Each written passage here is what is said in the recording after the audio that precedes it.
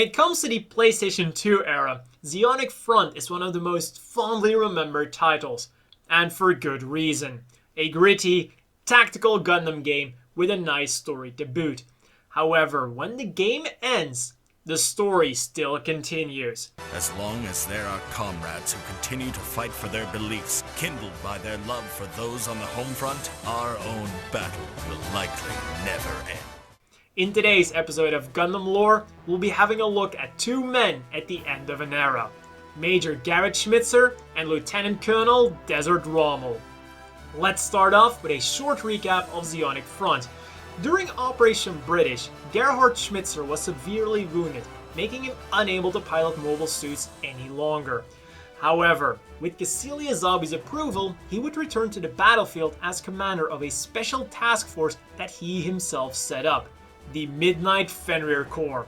They would successfully participate in many important Earthside operations, and while doing so, develop a rivalry with Federation Ensign Agar, pilot of the Mudrock Gundam.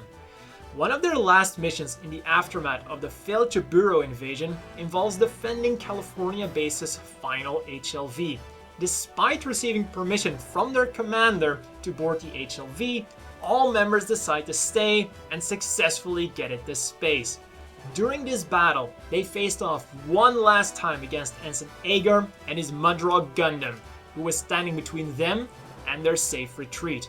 The upgraded Mudrock Gundam proved a tough nut to crack, so rather than using brute force, they had to rely on tactics.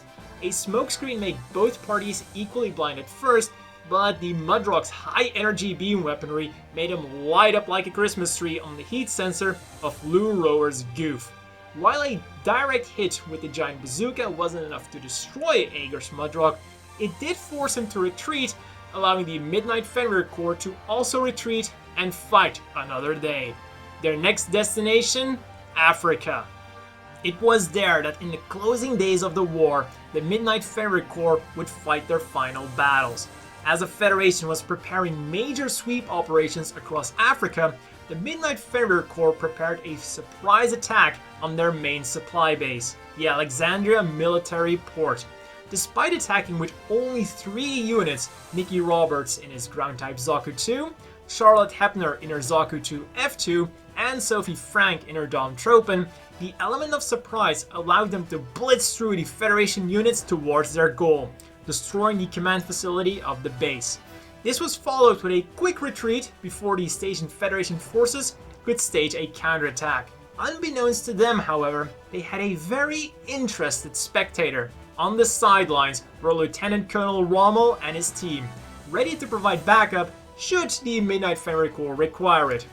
Impressed with their performance, Rommel fell back to their base, judging that it indeed wasn't necessary.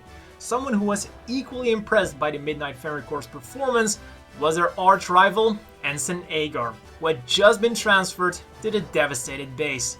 Unfortunately, there was no mobile suit available for the poor pilot. Meanwhile, the Midnight Fenrir Corps link up with Rommel's unit in order to get some much-needed supplies. What they also receive is rumors that the Principality might be entering an armistice with the Federation, although they brush them off for the time being.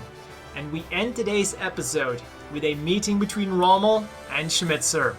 Join me in the next episode to see how these men at the end of an era decide the fates of their respective units. So don't forget to like and subscribe, and see you all next time.